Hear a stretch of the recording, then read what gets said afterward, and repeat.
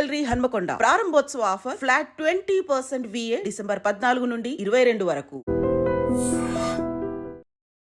నమస్కారం, welcome to I dream. ధర్మ మార్గం విత్ విజిత కార్యక్రమానికి స్వాగతం.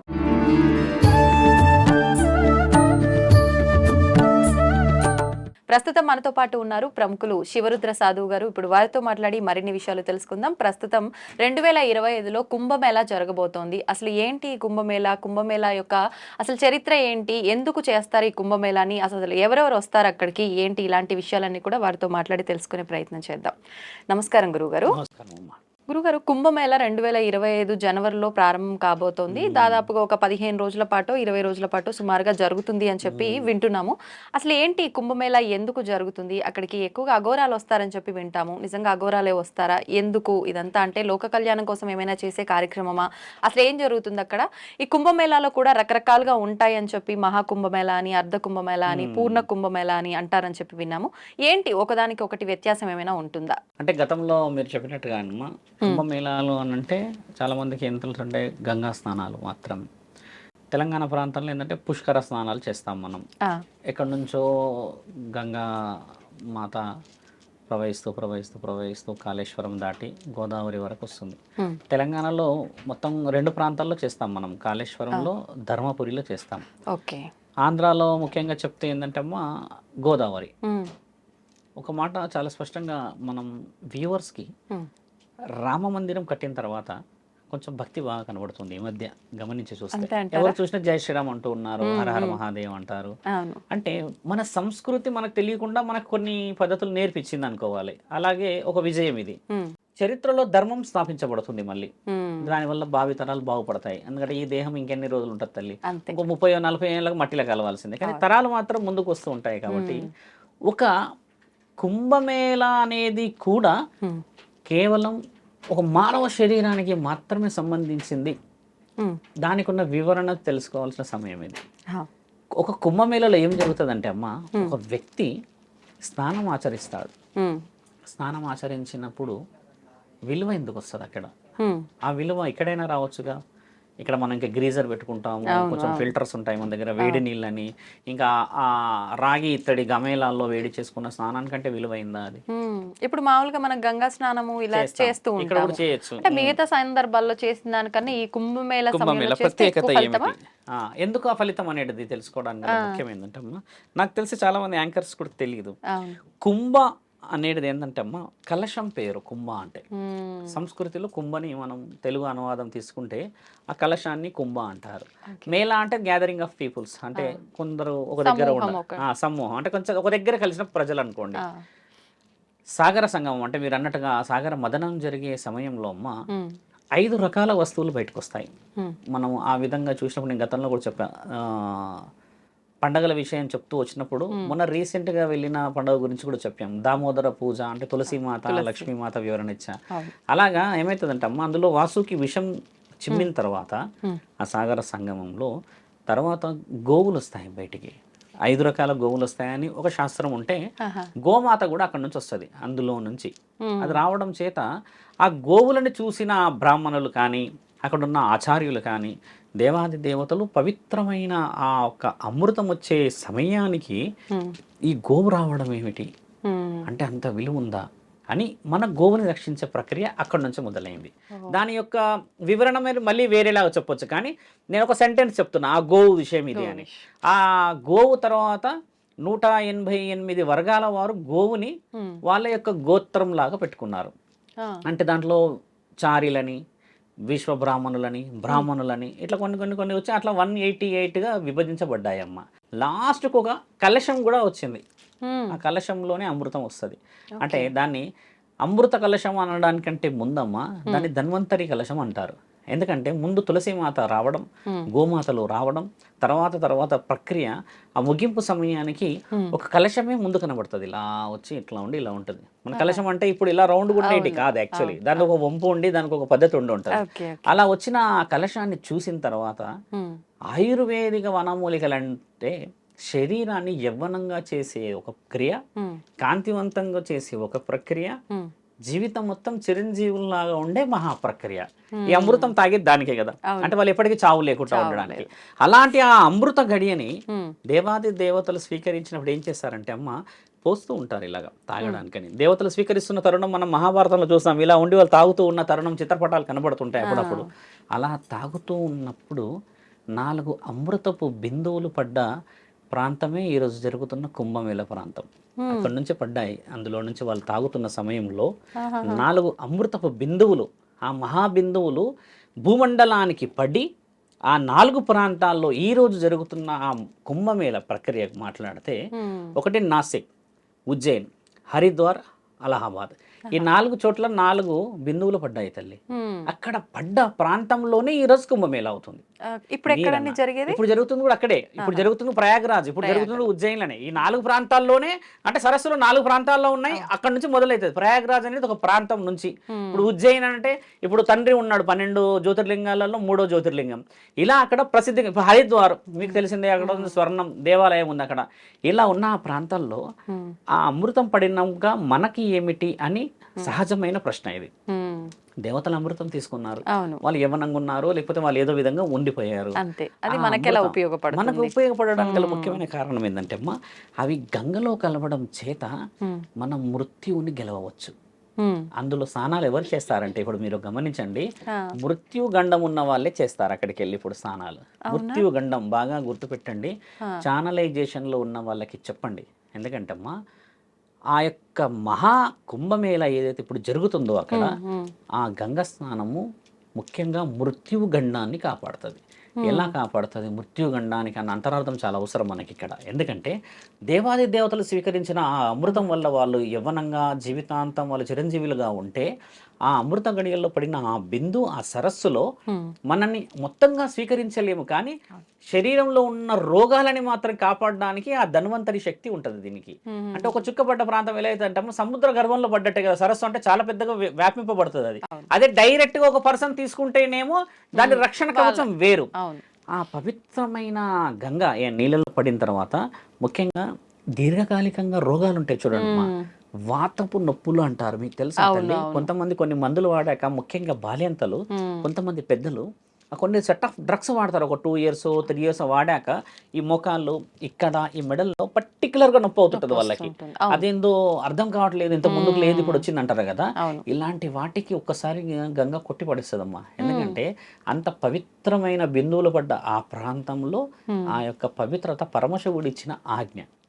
ఇదొక వివరణ ఉంటే, చరిత్రలో ఈ గరుడ వాహనుడు గరుత్మంతుడు ఆ అమృత భాండాన్ని, అంటే ఆ కలశాన్ని తీసుకెళ్తూ కూడా ఆ దారిలో 4 అమృతపు బిందువులు పడ్డాయని కూడా మనకి గరుడ పురాణంలో చెప్పబడింది. అంటే దాని తరుణాన్ని 2 విధాలుగా విభజించబడింది. మీరన్న ప్రక్రియకి ఏంటంటమ్మా, నిదర్శనమైన ఈ 4 బిందువులు ఆ 4 ప్రాంతాల్లో పడ్డప్పుడు 4 రాశుల వారికి కూడా శుభ సూచకం జరుగుతుంది. ఆ 4 రాశుల వారికి మరియు మిగతా రాశుల వారికి ఎందుకు లాభం లేదు అన్న విషయం ప్రేక్షకులు అడుగుతారు మనల్ని. అవును, ఖచ్చితంగా అడుగుతారు. ఒక మానవ శరీరం ఎలాంటిదంటే అమ్మా, ఆ అమృత గడియలు పుట్టేటప్పుడు ఒక యుగంలో, ఉదాహరణకు స్వర్ణ యుగంలో పుట్టినాయి అనుకుందాం తల్లి.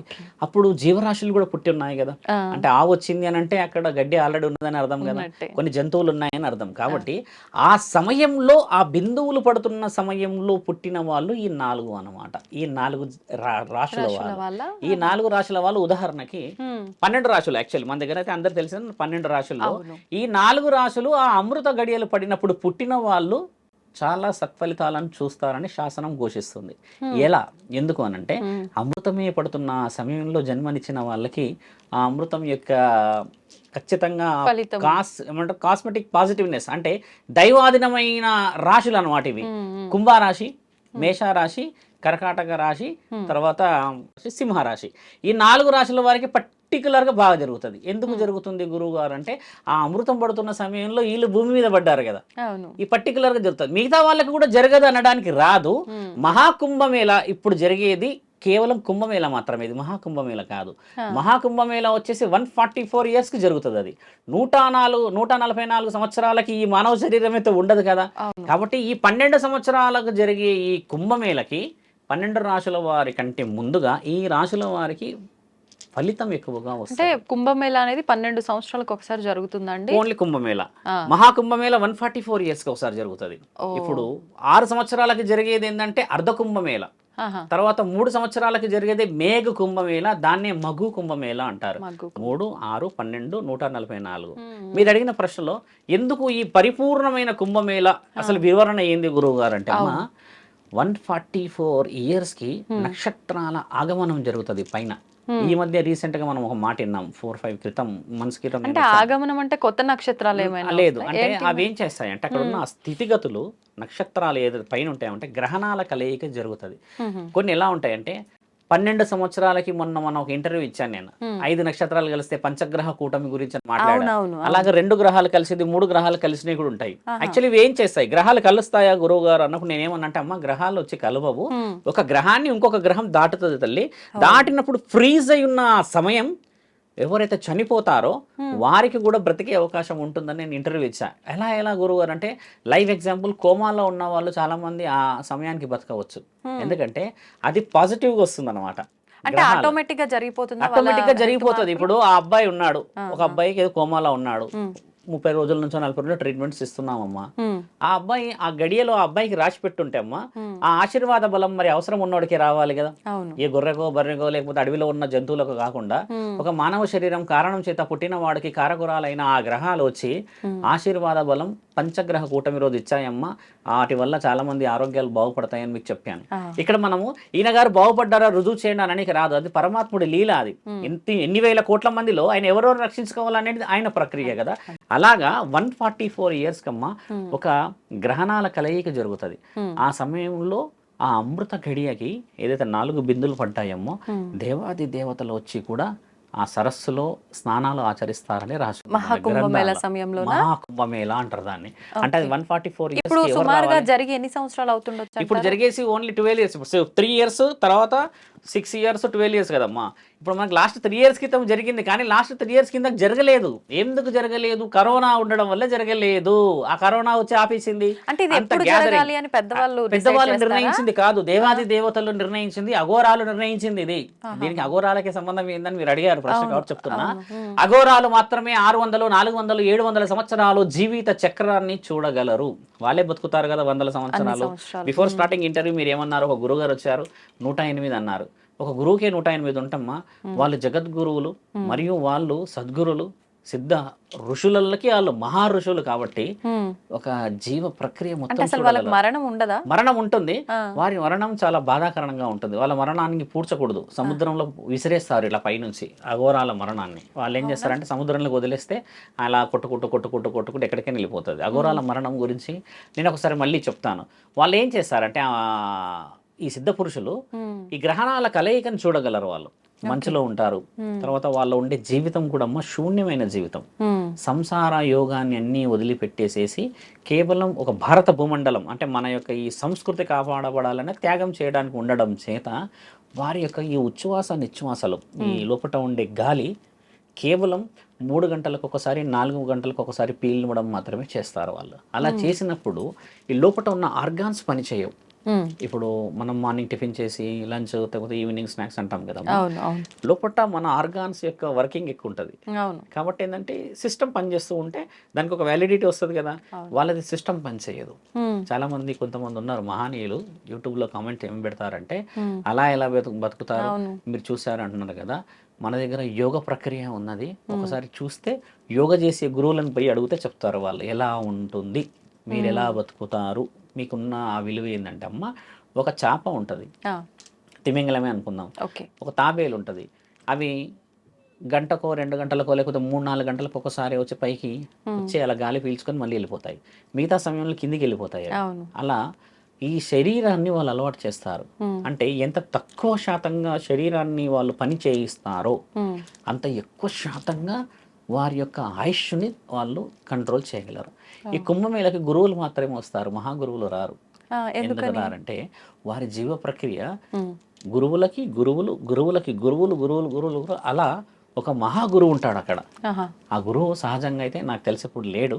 ఆ గురువు గారి విగ్రహం ముందే కూర్చొని ఆరాధిస్తుంటారు వాళ్ళంతే. అంటే ఆయన అక్కడ ఉన్నట్టే. లేడు అలా అంటే లేడు అంటే ఆయన కాలగమనం అయినట్టు, అంటే ఆయన గారు సృష్టికి ఆలోచన ప్రకారంగా ఆయన జీవితం 1000 ఏళ్ళు బతికినా మనిషి మట్టిలోనే కలవాలి కదా. అలా పోయినప్పటికీ ఆ పవిత్రతని కాపాడడానికి వాళ్ళు ఏం చేస్తారంటే అమ్మ, ఆత్మ పరిరక్షణకి అని చెప్పేసి సిద్ధహస్తులను పంపుతారు ఈ స్నానాలకి.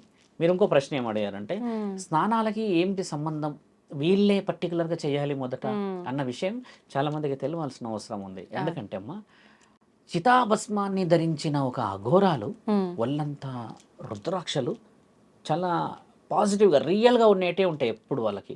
సుమారు 100 సంఖ్యలే ఉంటాయి, ఇక నెత్తిలో ఉంటాయి, ఇక్కడ ఉంటాయి, చేతిలో ఉంటాయి. వాళ్ళు పెట్టుకున్న ప్రక్రియలో ఏమవుతుందంటే అమ్మ, ఒక రుద్రాక్ష పెట్టుకున్న వాడికి గుండె జబ్బు రాదంట, లేకపోతే ఇంకేదో జబ్బులు రావంట, దాని ఎనర్జీ బాగుంటుందా అని అంటారు కదా. కొంచెం వెనక్కి వెళ్తాం, అసలు రుద్రాక్షకి ఎందుకు ఆ శక్తి ఉందని మనం గతంలో అడిగినప్పుడు ఏంటంటే అమ్మ, ఒక రుద్రాక్షకి గల అత్యంత పాజిటివ్ ఎనర్జీ ఎక్కడి నుంచి వచ్చిందంటే అమ్మ, శివుడు మన శరీరాన్ని ఆ దినంలో ఎలా పెట్టుకోవాలో చూయించిన మహానీయుడైన. ఎలా చూయించాడు అసలు, దాని అర్థం ఏంటంటే, మీరు స్త్రీలు కాబట్టి పురుషులు స్త్రీలు ఎండ్ స్టేజ్ ఆఫ్ ఎంజాయ్మెంట్ అని అంటే అమ్మా సెక్సే. ఒక మద్యం తాగడమో లేకపోతే ఏదైనా పార్టీ చేసుకోవడమో తినడమో కాదు. వాళ్ళు ఎంతటి ఇష్టంగా శారీరకంగా ముందుకు వెళ్ళినా భావప్రాప్తి కలగకపోతే అది ఫినిష్ కాదు. అంటే ఇద్దరికి స్వయం తృప్తి చాలా అవసరం పడుతుంది. అది కూడా ఒకరి మీద నుంచి ఒకరికే వస్తుంది, కానీ సొంతంగా రాదు అది. ఆ తృప్తిని గెలిచిన వాడు మహాశివుడు. ఎలా గెలిచాడు గురువు గారు? ఆయన గారికి పెళ్లి కాదు అప్పటికి, ఆయన విశ్వాచారి. ఆయన గారి పేరే విశ్వాచారి యాక్చువల్లీ. తర్వాత దేవత మన పార్వతీమాతను పెళ్లి చేసుకున్న తర్వాత ఆయన కొన్ని రాక్షసుల సంహారణకి ఆయన ఆ విధంగా పోవాల్సిన ప్రక్రియ ఏర్పడింది. ఆయన గారు ఏం చేశారంటే అమ్మ, ఒక మానవ శరీరం అంటే ఒక ముఖ్యమైన స్థితి ఎక్కడ కోల్పోతుందో కనిపెట్టాడు శివుడు. అది శరీరంలో నుంచి వీర్యం స్ఖలనం జరిగిన తర్వాత ఆయుష్ తగ్గుతుందని ఒకటి, ఎనర్జీ తగ్గుతుందని ఒకటి, కదా కొంచెం ఏదో విధంగా అయితే డిఫెక్టివ్ కనబడుతున్నదని కనిపెట్టి, ఆ భావప్రాప్తి లేకుంటే మరి సంసార యోగం లేదు. ఇదైతే సహజంగా జరిగేది కదా తల్లి. తండ్రి ఏం చేశాడంటే, మరి విశ్వాచారి ఆయన, ఇప్పుడు ఆయనకి కామ కోరికతోని ముందుకు వెళ్తే మరి ఇప్పుడు ఆయన వీర్యానికి సంబంధించిన పని ఎక్కడికి పెట్టాలి? కాబట్టి ఏం చేస్తాడంటే అమ్మ, ఏదైతే అనుభూతిని అత్యంత విలువతో కోల్పోకుండా ఆయన గారు దాన్ని వెనక్కి మలిచాడు. ఇలాగా ఆ వీర్యాన్ని మళ్ళీ శరీరంలో రివర్స్ చేశాడు. 9 చక్రాలు కనబడతాయా ఇలా కూర్చున్నప్పుడు శివుడు వెనకాల, ఆయన కింది నుంచి పైకి తీసుకెళ్తాడు వాటిని మళ్ళీ. అలా శివుడిది విషయం చెప్తున్నప్పుడు ఈ 9 గ్రహాలు చూపిస్తారు వెనక, 1 2 3 4 ఇట్లా 9. అలా తీసుకొని వచ్చినప్పుడు అమ్మ, తండ్రి ఇక్కడికి తీసుకొస్తాడు. ఈ ఆత్మ కొలువైన స్థలం అందరికి కదా సహజంగా. అక్కడికి తీసుకొని వచ్చినప్పుడు తెరిచినప్పుడు కలిగిన ఆనందం, ఈ శారీరకంగా మీకు చెప్పాను కదమ్మా, దాన్ని స్ఖలించనీయకుండా ఇక్కడ పెట్టించి కాంతివంతుడయ్యాడు. కాబట్టి ముక్కంటికి ఆ 3వ కంటికి ఉన్న పవిత్రత అది. అంటే కామమే ఇప్పుడు అంతం అన్నిటికంటే. దాన్ని ఆయన బయటికి రానియకుండా శరీరంలో రివర్స్ తీసుకెళ్ళాడు. మనం ఏం చేస్తాం, పైనుంచి కిందికి తీసుకొస్తారు కలయిక అంటే, ఈయన దాన్ని రివర్స్ తీసి దాని అనుభూతిని ఇక్కడ పెట్టి దాన్నే జ్ఞానేంద్రియం అని చెప్పి రుజువు చేయగలిగిన మహానీయుడు ఆయన. అలాంటి ఆనందం ఒక శరీరం మీకు ఎందుకు చెప్తున్నామంటే, ఒక వ్యక్తి ఏం కోల్పోతాడు, ఆ స్నానాలు ఏం చేస్తారు అన్న విషయం ఏంటంటమ్మా, ఈ రోజుల్లో శారీరక కలయికకి ఎంత విలువ ఉందో మీకు తెలుసు. 100 మొదలు పెడితే కోట్లు కూడా ఇస్తున్నారు. అలాంటి స్థితిని వదిలిపెట్టేసిన అఘోరాలు ఎంతటి శక్తి శరీరంలో ఉండవచ్చు. రుద్రాక్షలు వేసుకున్న వాళ్ళకి ఏముండొచ్చు అంటే, తండ్రి ఇక్కడ నుంచి మొదట పడిన అక్షు రుద్రాక్ష. ఈ అక్ష ఎడబడ్డదంటే ద్రాక్షారామంలో దక్షుడు చేస్తున్న మహా యాగంలో తల్లి పార్వతి అని పిలిచినప్పుడు ఇక్కడ నుంచి పడ్డది. ఇక్కడ నుంచి ఏడవలేడు తండ్రి, ఇక్కడ నుంచి పడిన మూడో కన్ను నుంచి పడడం చేత దానికి శక్తి ఎలా వచ్చింది గురువు గారు అని గతంలో మీరు అడిగారు కదా. సందర్భం వచ్చినప్పుడు చెప్తా అన్నాను కాబట్టి చెప్తున్నా. ఆ రుద్రాక్షకి శక్తి ఎందుకు వచ్చిందంటే, మనము ఏదైతే ఇప్పుడు నేను చాలా చిన్నగా చెప్పాను కామం గురించి, అంతటి శక్తిని ఆయన అందులో బంధించగలిగాడు. అంటే ఆనందాన్ని రివర్స్ గా మనకి ఇచ్చేసిన వాడే కదా. అలాంటి రుద్రాక్షలని ఒళ్ళంతా రాసుకొని కామాన్ని జయించేసిన ఆ మానీయులు ఎప్పటికీ కూడా మానవులే బాగుండాలని ఒక్కొల్లి కూర్చొని సిద్ధయోగులై తపస్సులు చేసి మంచుని సైతం వాళ్ళు పట్టించుకోకుండా ఉన్న వాళ్ళు వచ్చి ఇక్కడ స్నానాలు ఎందుకు ఆచరిస్తారనో చాలా మందికి తెలియాలి. ఎందుకు ఆచరిస్తారు తెలుసా తల్లి? చితాభస్వం రాసుకున్న ఒక సిద్ధయోగి అఘోర స్నానం చేస్తే గంగ పవిత్రత అవుతుంది. ఎందుకంటే ఒక నీళ్ళల్లో అమ్మ జీవరాశులు ఉంటాయి, అవును కలుషితం ఉంటుంది, ఉంటుంది. చెట్లు చెదలు విషపు పురుగులు ఉంటాయి. ఇవన్నీ ఉన్న శరీరంతో మనం స్నానం చేసి వస్తే అక్కడ మన శరీరానికి ఇబ్బంది జరుగుతుంటది. Now we are finding a filterization, but ancient days there is no filter. ఆ నీళ్ళని ఇలా చూడడమే, ఇలాంటి విషయాలు తెలుసుకోవడం చేత వీళ్ళందరూ వచ్చి ఒకేసారి స్నానాలు చేస్తారు. హర హర మహాదేవ్ అని. ఆ రుద్రాక్షలు కడగబడతాయి, శరీరం కడగబడుతుంది, ఆ కేశఖండంలో దాచుకున్న ఆ విభూది అంతా కడగబడి ఆ యొక్క క్రిమి కీటకాలను చంపేస్తాయి. చంపేసిన తర్వాత వీళ్ళు స్నానం చేయాలి మానవులు. అప్పుడు ఏమైతుందో తెలుసా అమ్మ, మళ్ళీ ఇండైరెక్ట్ గా నీ శరీరం కాపాడడానికని ఆయన ముందొచ్చి మునుగుతాడు అందులోకి. అంతటి శక్తిని లోక కళ్యాణం కోసం. దిట్ ఈస్ ప్రూవెన్ డాక్యుమెంట్. ఏమని డాక్యుమెంట్ ఇచ్చారంటే అమ్మా, మన 18వ శతాబ్దంలో కూడా ఈ యొక్క మహా ప్రక్రియ జరుగుతున్న సమయంలో కొంతమంది అడ్డుకున్నారు వీళ్ళని. మీరంతా సన్యాసులు ఎందులోకి వచ్చి స్నానాలు చేసి అపవిత్రం చేస్తారే అది ఇది అన్నప్పుడు గురువు దిగి వచ్చి, మేము స్నానం చేయక ముందుకు స్నానం చేసిన తర్వాత పరీక్ష పెట్టండి అన్నప్పుడు వాళ్ళు సైంటిస్టులు ఆ యొక్క నీటి పరీక్ష చేసినప్పుడు అమ్మా 87% కలుషితమైన నీళ్లు కనబడ్డాయి వాళ్ళకి. ఎందుకంటే ముందు ఆ సరస్సులో వీళ్ళు స్నానం చేసిన తర్వాత అమ్మా 97% ఆఫ్ ప్యూరిటీ కనబడింది. వాళ్ళు ఆమోదించారు కాబట్టే అంగరంగ వైభవంగా గవర్నమెంట్ పిలుస్తుంది వాళ్ళండి స్నానాలు చేయడానికి. వీళ్ళు ఎగేసుకొని రారు అక్కడికి. ఎందుకంటే నీ శరీరం నా శరీరం కాదు, ఇది అందరి శరీరం, పరమాత్ముడు ఇచ్చిన శరీరం. ఆయన కొలువై ఉన్న ఆయన వచ్చైతే స్నానం చేయలేడు కదా. కాబట్టి ఆయన అణువులో పుట్టిన ఆయనని పూజించి ఆయనని సర్వస్వం అనుకున్న ఆ భక్తులకే అంత శక్తిని చూపించాడు. కాబట్టి వీళ్ళు స్నానం చేశాకే మనం చేయాలి. ప్రక్రియకి ముఖ్యమైనది అది. ఇంకో ప్రశ్న ఇందులో బహు ఉత్తమంగా ఏం దాగుందంటే అమ్మ, 1 కిలోమీటర్ కాగానే మాయమవుతారు. మనం వింటాం సహజంగా, ఎందుకు మాయమవుతారు అని. దాని అంతరార్థం ఏంటంటే అమ్మ, అఘోరాలు మాయం కాదు. ఏమవుతారంటే there is a technology, we can call it as a nano technology. Mobile కానీ జూమ్ చేస్తాం కదా, వీ కెన్ సీ జూమ్. ఇంకా ఇప్పుడు ఈ కెమెరాలో ఇంకెక్కువ జూమ్ ఉంటుంది. అట్లా కొన్ని మల్టిపుల్ గా లెన్సెస్ ఉన్నాయి కదా. ఈ లెన్సెస్ ని వాళ్ళు మీ కంటిని మాయా దిగ్బంధనం చేయగలుగుతారు వీళ్ళు అఘోరాలు. అది వాళ్ళ దగ్గర ఉన్న శాస్త్ర విద్య, అంటే వాళ్ళ దగ్గర ఉన్న గురు విద్య, వాళ్ళ దగ్గర ఉన్న దైవ విద్య. ఎందుకంటే వీళ్ళ వే ఆఫ్ లివింగ్ అవసరం లేదు ప్రజలకు చూపించేది. ఇప్పుడు ఉదాహరణకి మర్రి చెట్టు తొర్రలో ఉన్నారు అనుకో, ఒక 200 మంది, మన వాళ్ళు ఆ తొర్రలు కూడా పోతారు, నాకు డౌట్లు ఉన్నాయి అడగడానికి అని చెప్పేసి. అలా ఉంటారా నిజంగా? చాలా మంది వాళ్ళు మర్రి చెట్టులో ఉండరు. వాళ్ళు ఉండే ప్రాంతాలన్నీ మంచు ప్రాంతాలు తల్లి, కొండ ప్రాంతాలు, హిమాలయ ప్రాంతాల్లో ఉంటారు. మానవుడికి ఆశ ఏంటంటే వీళ్ళు ఎక్కడుంటే అక్కడికి పోతారు కదా వెతుక్కుంటూ. ఇప్పుడు ఒక బాబా ఉన్నాడు అంటే మరి ఎంతమంది పోవట్లేరు, బయలుదేరుతారు, నెల్లూరు నుంచి బయలుదేరుతారు. ఇప్పుడు నాకు ఫోన్ వచ్చింది కూడా నెల్లూరు ఫోనే. ఎప్పుడు ఉంటారు చెప్తే నేను వచ్చేస్తా అంటాను. నెల్లూరు ఎక్కడమ్మా, ఇక్కడ హైదరాబాద్ వస్తున్నాడు అంటే ఆయన సమస్య అలా ఉంటది. యాక్చువల్లీ తప్పు పట్టకూడదు. అలా కనబడితే వీరి యొక్క ఈ దినచర్య భంగం కలిగే అవకాశం ఎక్కువ ఉంటుంది. ఎందుకంటే ఒకప్పుడు ఏంటంటే మా అఘోరాలు అన్ని గుడులలో తిరిగేవాళ్ళు, కానీ ఒక 100 సంవత్సరాల నుంచి తిరగట్లేరు. ఎందుకంటే వాళ్ళకి అనుమతులు లేవు. ఎందుకంటే ప్రొటెక్షన్స్ వచ్చాయి, పోలీసు వాళ్ళు వచ్చారు, యంత్రాంగం పెరిగింది, ఆధునికత పెరగడం చేత వీరి అవసరం తగ్గింది. ఈ అవసరం తగ్గినాక కూడా ఇప్పుడు అఘోరాలని లేపుతున్నారు మన వాళ్ళు అన్నారు. అంటే ఆడపిల్లల పైన కానీ గుడుల పైన జరుగుతున్న వాళ్ళు ఇప్పుడు మెల్లిమెల్లిగా బయటకు వచ్చే అవకాశాలు కనబడుతూ వస్తున్నాయి. అలాంటి వాళ్ళని వీళ్ళు కనిపెట్టకూడదు అని కంటికి మాయాజాలం చేస్తారమ్మా. ఆ కంటికి మాయాజాలం చేసిన వాళ్ళని, అంటే నేను ఛానల్లో ఉన్నా చాలా మంది వింటారు కాబట్టి ఇది రుజువు చేయాలి. అఘోరాలంటే మాకు చాలా ఇష్టం, దేవుడి ప్రక్రియ కాబట్టి మహాశివుడికి ఎక్కడ అపవాదం రాకూడదని చెప్తున్నాను. మీరు దుర్విని తీసుకెళ్ళి భూతద్దం తీసుకెళ్తే కనబడతారు వాళ్ళు ఆఫ్టర్ 1 కిలోమీటర్.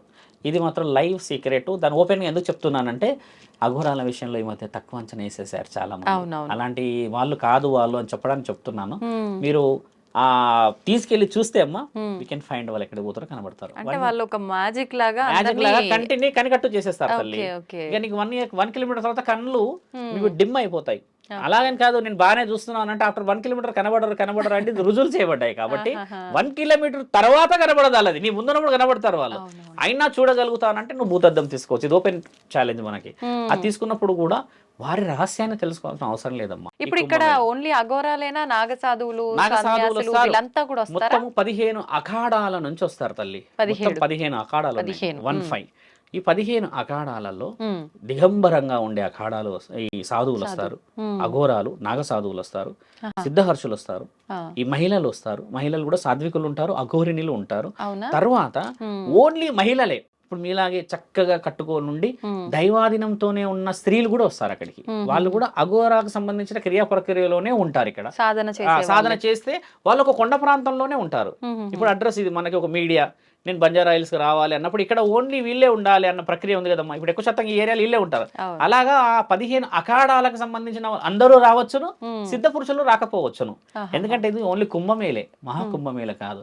ఈ కుంభమేళ అనడం కంటే అమ్మ దీన్ని ధన్వంతరి మేళ అంటారు వీళ్ళ అఘోరాలంతా. సుమారుగా ఎంత మంది వచ్చే అవకాశం? సుమారు 40 కోట్లు రావచ్చు అమ్మ. 40 కోట్లు అంటే జనాభాతో కలిపి ఇప్పుడు ఆల్రెడీ బుకింగ్స్ అయిపోయాయి. చాలా మంది అడుగుతున్నారు ఎప్పుడు వస్తున్నారు మీరు అని. అంటే మేమన్నాం ఇప్పుడు వచ్చే పరిస్థితి కనబడతలేదంటే మేమే వచ్చి తీసుకెళ్ళిపోతాము అని అంటున్నారు. అంటే మేమన్నా అంత అక్కడ పొయ్యి వచ్చే షెడ్యూల్ లేదు. నాకు ముఖ్యమైనది కొన్ని పనులు ఉన్నాయి ఇక్కడ.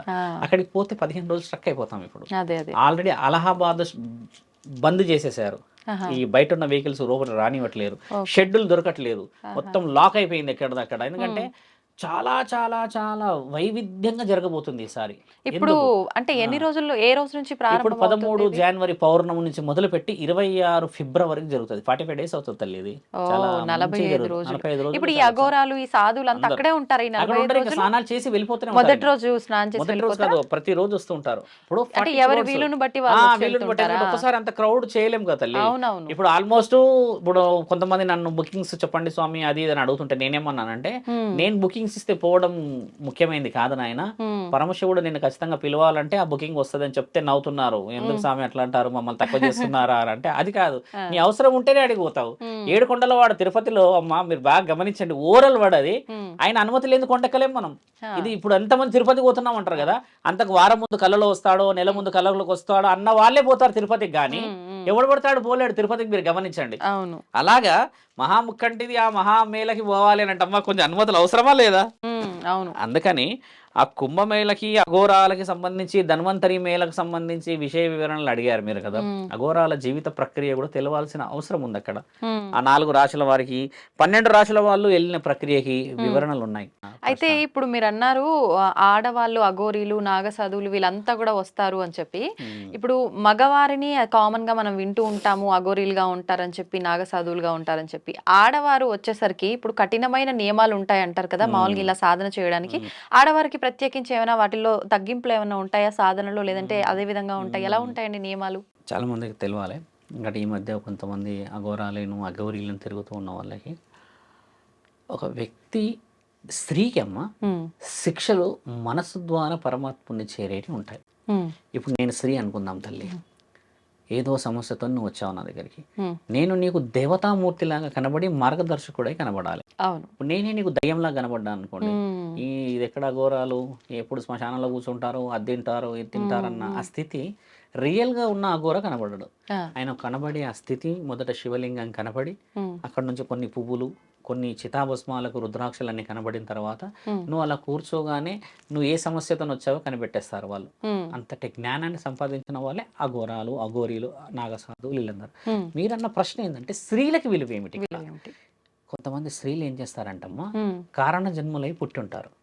కొంతమంది స్త్రీలు జీవితంలో కొన్ని కారణాలను గెలవలేక సాధకులై వెళ్ళిపోతారు కదా, వారికి ఇచ్చే విలువ ఏంటంటే అక్కడ శిక్షలు అనేది ఒకప్పుడు 100 సంవత్సరాల క్రితం కర్రసాము, కత్తిసాము, తర్వాత యుద్ధం ఎలా చేయించి మనం రక్షించుకోవాలన్న ప్రక్రియ నేర్పించేవాళ్ళు స్త్రీలకు కూడా.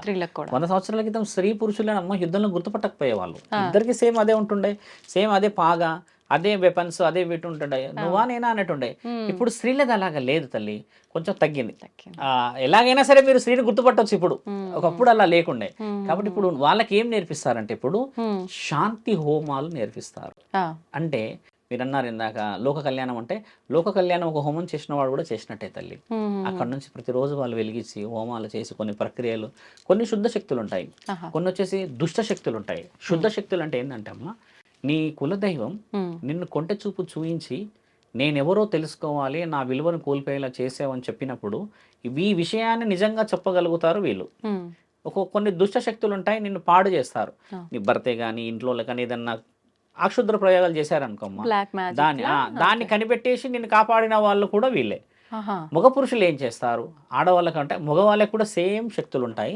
ఆడవాళ్ళదే మీకు ఎందుకు చెప్తున్నా అంటే అమ్మ, వాళ్ళు అక్కడ కూర్చొని చేసే పని అదే అని చెప్తున్నాను. అక్కడ వాళ్ళు బయటకు వచ్చేసి త్రిశూలాలు పట్టేసుకుని వాని పొడి చేస్తా వీని పొడి చేస్తా అనేది లేదు. ఇప్పుడు మగవాళ్ళు ఇప్పటికీ కూడా ఏదన్నా సందర్భం ఏర్పడితే ముందుకు రావచ్చేమో, ఆడవాళ్ళకి లేదు. ఇప్పుడు ఒక విధంగా చూస్తే స్త్రీకి సమాజంలో అర్హత లేదమ్మా అఘోరీలు రావడానికని. పురుషులకే అర్హత లేదు సమాజంలోకి రావడానికి, అఘోరాలకి. ఆహా. దిగంబర అఖాడ అని ఒకటి ఉంది తల్లి. ఉమ్. పురుషులు నగ్నంగా ఉంటారు అక్కడ. చాలా మంది అడిగారు కదా, అఘోరాలు నగ్నంగా ఉంటారు కదా. నగ్నంగా ఉంటారు. వాళ్ళు దిగంబర అఖాడలో మాత్రమే ఉంటారు. వాళ్ళు అంటే వీళ్ళు ఖచ్చితంగా ఇంకా అసలు వస్త్రం ఉండదు, ఏముండదు, ఇంకా వాళ్ళు లోపటే ఉంటారు, బయట ఉండరు. ఇక మామూలుగా జనసంచారంలోకి రారు ఇక రావాల్సి వాళ్ళు. వస్తే వాళ్ళు రావడానికి అవకాశం ఉండదు. ఇంకా వాళ్ళు రావాల్సి వస్తే కాషాయం షాలు ఓకే. వేసుకొని రుద్రాక్షలు వేసుకొని రావాలి. ఆ నియమం తప్పకూడదు.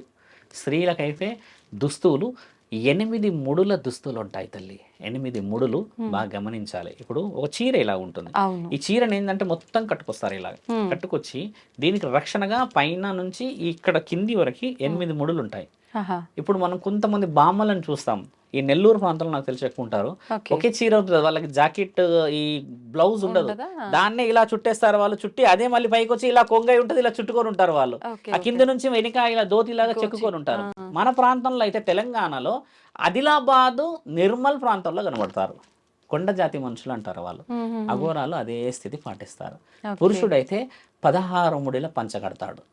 అసలు దిగంబరంగా ఉండే అలాంటి అవకాశం స్థితి ఎక్కడా లేదు లేదు స్త్రీలకి. తల్లి, అసలు లేనే లేదు. ఓకే. అబద్ధం అది. ఇప్పుడు ఆడవారు మగవారు ఇప్పుడు ఇద్దరిని తీసుకుంటే ఫ్యామిలీ కుటుంబ వ్యవస్థలో గృహస్థుగా ఉన్న వాళ్ళు విరక్తితో అఘోరి కొంతమంది దాంట్లో వెళ్తారా? వెళ్ళే అవకాశం ఉందా? వెళ్తే వాళ్ళకి శిక్షలు ఇస్తారు. ఇప్పుడు ఆడవారి విషయానికి వస్తే ఆడవారికి కూడా అలా ఏదైనా విరక్తి వచ్చో లేకపోతే దానిపైన ఇంట్రెస్ట్ వచ్చో వెళ్ళాలి అనుకుంటే ఆడవారికి పీరియడ్స్ సమయం ఇదంతా అదంతా ఉంటది. అక్కడికి వెళ్ళిన తర్వాత నీ జీవక్రియ ప్రక్రియలో కొన్ని నియమ నిబంధనలు ఉండటం చేతనే నీకంటూ మహిళా అఖాడా పెట్టారు అక్కడ.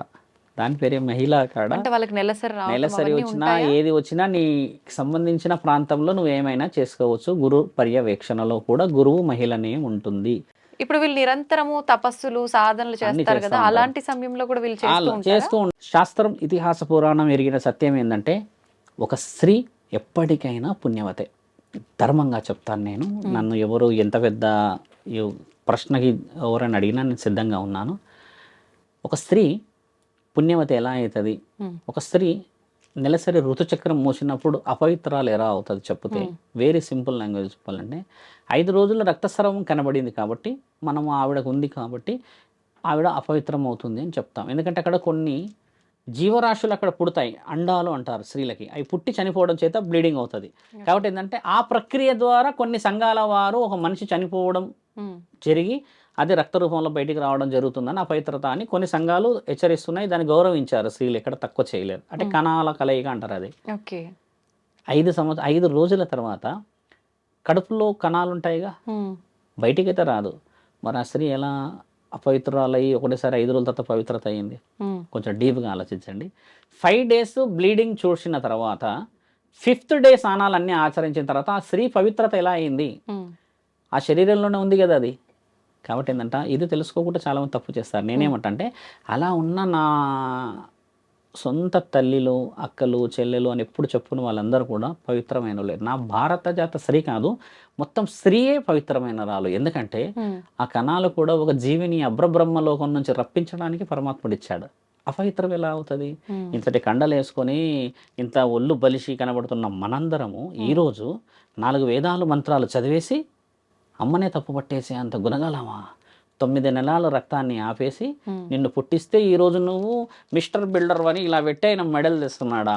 ఆ రోజు పాలు తాగకుండా అమ్మ నీకు కొద్దిగా తీసుకొచ్చి వేరేది ఏదైనా పెడితే చిన్న ఒక అది అంటారు కదమ్మా శనగలు, అది ఇట్లా వేసినా కూడా చనిపోతారు అంటారు.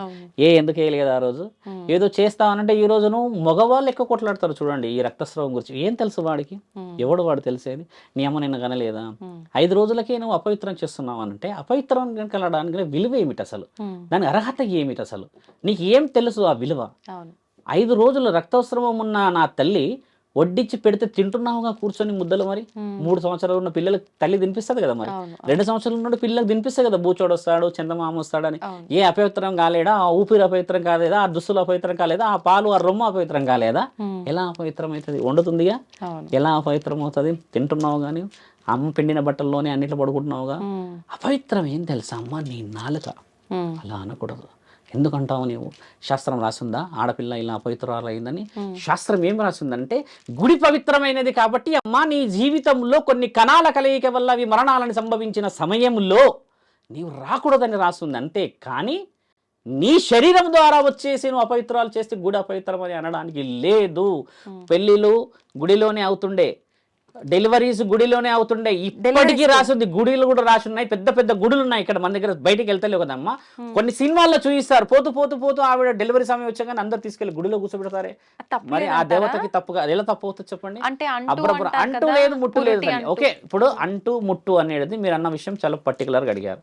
అంటూ అనేది ఖచ్చితంగా, ముట్టు అనేది ఖచ్చితంగా తప్పు అనేది ఎలా చెప్తారంటే, స్త్రీ పురుషుడి కలయిక ద్వారా వచ్చింది కాబట్టి ఆ పిండం అయితే ఇప్పుడు మానవ శరీరంలో అండం అనేది స్త్రీకి ఉంటుంది, పిండం అనేది మగవాడికి ఉంటుంది. కాబట్టి అంటే వీర్యం, పిండం అంటే ఇప్పుడు ఇద్దరు కలయికతోనే వస్తుంది కదమ్మా.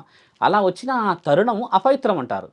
ఎందుకు అపవిత్రం అంటారు అని అంటే, ఒక స్త్రీ పురుషుడి ద్వారా వచ్చింది కాబట్టి ఈ యొక్క ఆ ప్రక్రియ అపవిత్రం అంటారు.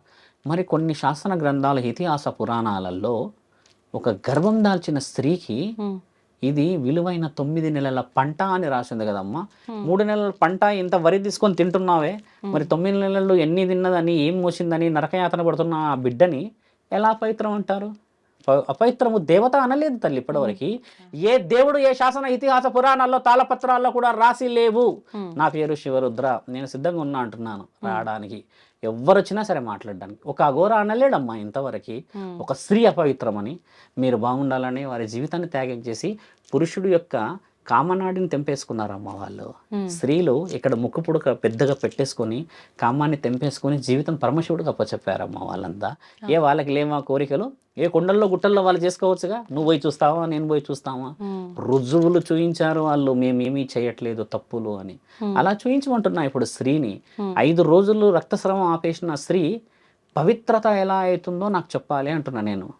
కడుపులోనే ఉంటుంది కదా, 5 రోజులు ఆ పవిత్రత బయటికి వస్తే అపవిత్రత ఎలా అవుతుందో నన్ను అడగాలంటున్నా.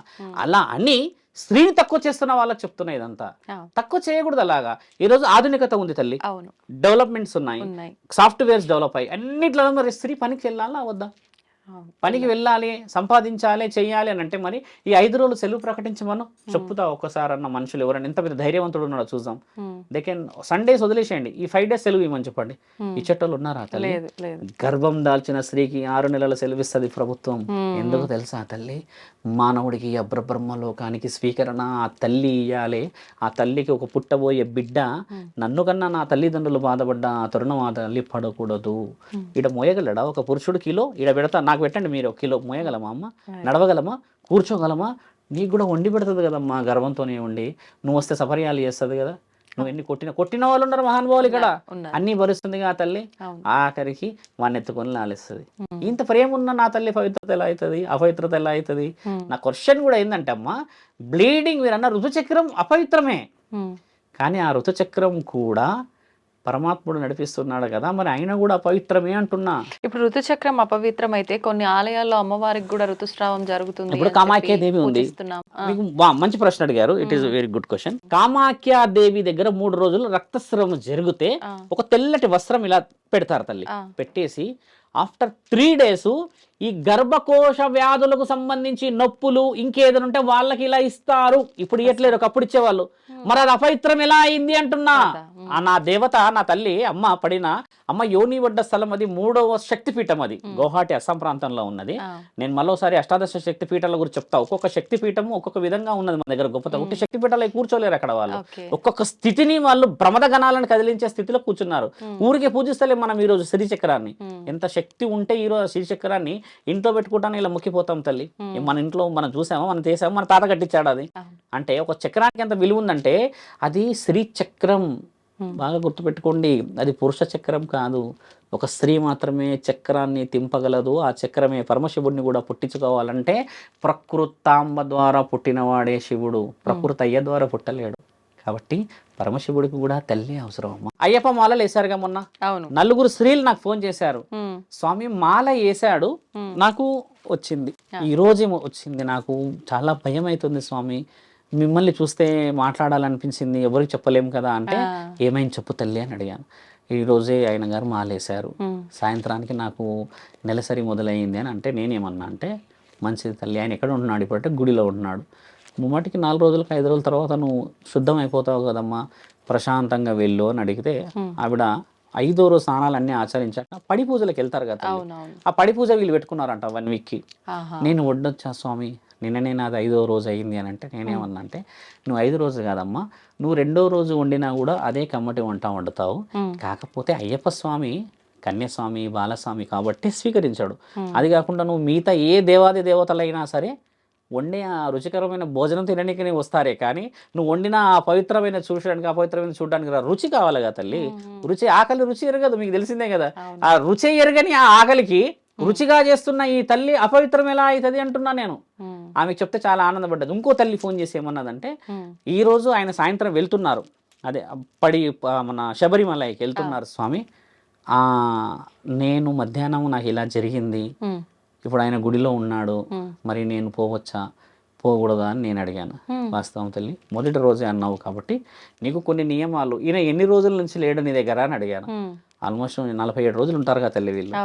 ముమ్మాటికి నీవు వెళ్ళవు తల్లి అని నేనంటే, అలా ఎలా తల్లి అని అంటే, ఒకవేళ అయినా నిన్న మొన్న మాలేషన్ ఉంటే ఈ శారీరక కలయిక జరిగి ఉంటుంది కాబట్టి అది అపవిత్రం కావచ్చేమో తల్లి. 47 డేస్ అని అంటే ఆల్మోస్ట్ ఈమె చాలా దూరంగానే ఉన్నది కదా ఈయనకి, కాబట్టి అది అక్కడ కలయిక జరిగినట్టే కదా, పరమాత్ముడి ఆజ్ఞతోనే జరిగినట్టే. అంటే నేనేమన్నా అంటే, నువ్వు వెళ్ళు కానీ అన్ని సందర్భాల్లో కొంచెం ఆచితూచి ఉండమ్మా, ఎందుకంటే వేరే స్వాములు ఉంటారు, వేరే వాళ్ళ గుడి దాకా వెళ్ళలేదు, భర్త కదా, ఇప్పుడు ప్రయాణానికి అయితే తప్పదు, వెళ్ళక తప్పదు కదా.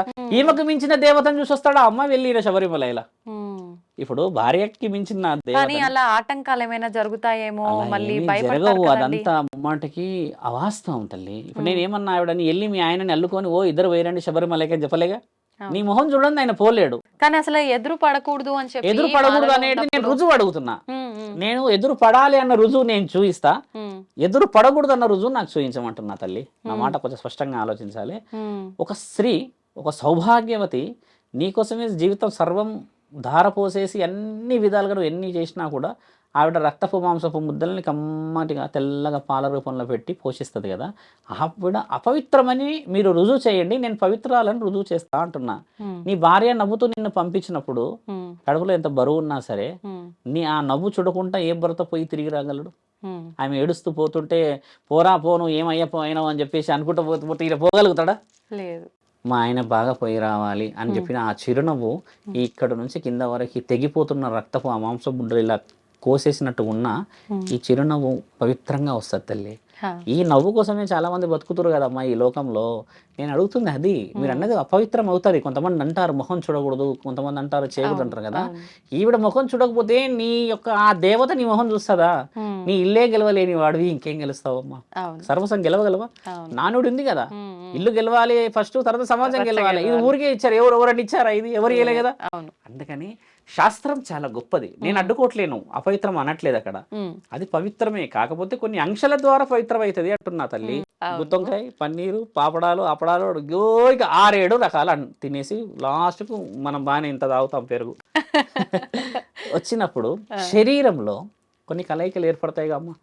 ఒక మానవ శరీరం అంటే ఆకలి అయ్యి మళ్ళీ సాయంత్రానికి అది జీర్ణం జరుగుతుంది. ఇలాగా జీర్ణం జరిగిన తర్వాత పురుషుడికి అయితే వీర్యం అనేది ఉత్పత్తి అవుతుంది లోపల. అంటే బ్లడ్ ప్యూరిఫికేషన్ అయ్యో సంథింగ్ ఏదో ఎంజైమ్స్ రిలీజ్ అవుతాయి కదా, అలా రిలీజ్ అవ్వడం కూడా అపవిత్రమే. మరి నా తల్లి నేను అపవిత్రురాలు అని చెప్పి రక్తాన్ని చూపిస్తుంది ఇక్కడ, మరి నువ్వు ఏం చూపిస్తున్నావు లోపల? నువ్వు కూడా అపవిత్రుడివే కదా. మరి ఒక గురువు మొన్న గొడవ కొడుతున్నాడు, ఏం తినుడయ్యా మీరు, ఏం తినుడయ్యా అంటున్నాడు. ఆయన వీడియో ఎవరు ఇన్నలేరు కానీ ఆయన మొత్తుకుంటున్నాడు, మీరే తినేస్తారా అంటున్నాడు ఆయన. అంటే తినడం అనే ప్రయారిటీ ఆకలికి ధర్మంగా శాస్త్రం ఏం ఘోషిస్తుంది అని అంటే, ఇక్కడ మితమైన భోజనము అమితమైన భక్తి చేయలేని ఒక మాలాధారణ. అయ్యప్పకేసుకో, స్వామికేసుకో, ఏ స్వామికైనా శివుడికైనా వేసుకో, మనసు నిమగ్నం లేని నీ భక్తి, శరీర నిమగ్నం లేని నీ భక్తి ఎప్పటికైనా వృధానే. అయ్యప్ప విషయమే ఎందుకు చెప్తున్నామంటే, తండ్రికి 12 సంవత్సరాలు అక్కడ, ఆయన శరీరంలో వీర్యం ఉత్పత్తి కాదు అక్కడ. 16 సంవత్సరాలకి పురుషుడికి అవుతుంది, 12-13 సంవత్సరాలకి స్త్రీలకు అవుతుంది. అలా 16 సంవత్సరాలు కూడా ఆరలేని, అంటే ఈ వయసు పడలేని తండ్రి కాబట్టి వీర్యం ఉత్పత్తి శరీరంలో పురుషుడు కావద్దని రుజువు చేయొచ్చు ఉంది అక్కడ. ఏదైతే క్లారిటీ ఉన్న ఆన్సరే కదా. అలా లేకుండా ఉన్నది అని అంటే నా తల్లి అపవిత్రాలని చెప్పి నేను రుజువు చేస్తా. మరి నా తల్లికి అర్ధనారీశ్వరి తత్వాన్ని ఇచ్చిన నా తండ్రి ఎక్కడికి పోతాడు?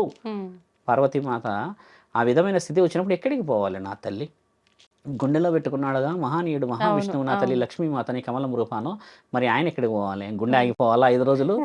బ్రహ్మ నాలికపై పెట్టుకో రాస్తున్నాడే రాతలు, ఆ 5 రోజులు అయినా రాతలు రాయకుండా కూర్చుంటే మళ్ళీ మానవులు పుడతారా? సెకండ్కి ఎన్నో వందల మంది పుడుతున్నాంగా, అవును. మరి ఎంతమందిని ఆపేసేయాలి? ఇదంతా మానవుల కల్పితం. దీన్ని కల్పితం చేయడం వల్ల రక్షించబడితే మంచి తల్లి, శిక్షించబడుతున్నాం తల్లి. అవును. ఆడపిల్లల్ని దూషించడం ఇవన్నీ అంతర్యుద్ధం రాజ్యానికి మంచిది కాదమ్మా. రాజ్యం జెండా ఎగురుతుంది బాగానే, ఎగడగడగడ ఎగురుతుంది ఎటుగాలేసట్టు. ఆడపిల్లలు ఎంత బాధపడేది, చిన్నపిల్లలు పెద్ద మనుషులు బాధపడేది, అది ఒప్పుకోకూడదు. ఎప్పుడైనా ఇల్లు గెలవలేని సౌభాగ్యము ఊరు గెలుస్తామా అమ్మ? వీళ్ళు వెళ్ళవా అన్నారా మన వాళ్ళు? నీ ఇంట్లోనే చక్కగా లేదు, పొద్దంత రాత్రితో మీరు కూడా కూడా ఈయన వచ్చిండేదో మైక్ పట్టుకుని అంటారా అన్నారా? అంటారు. అది కానియకూడదు అంటున్నాను. నిజంగా చాలా మంచి విషయాలు తెలియజేశారండి. ధన్యవాదాలు.